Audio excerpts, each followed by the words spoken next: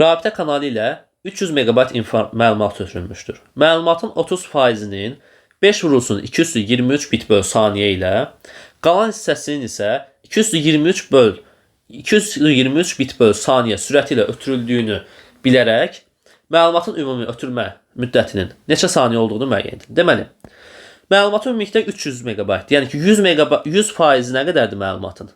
100% bərabərdir 300 megabayta. Onda 30% neçəyə bərabər olar? 30% bizdə bərabər olar 90 megabayta. Qaldı 70%. 70% də bərabər olur 210 megabayta. Deməli, bu 30% hissən, yəni 90 megabaytı başqa bir sürətlə göndərir.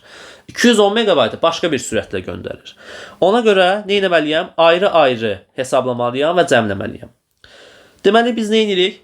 Zamanı tapmaq üçün, yəni t-ni tapmaq üçün həcmi sürətə bölürəm.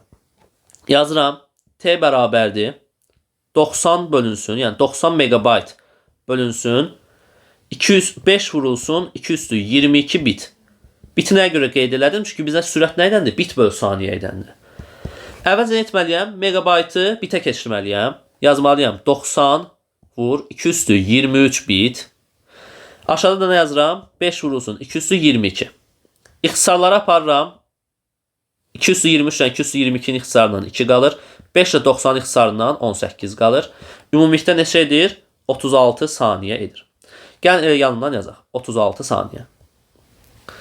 İndi 70% olan hissə, yəni ki 210 megabaytlıq informasiyanın ötürülmə müddətini tapaq.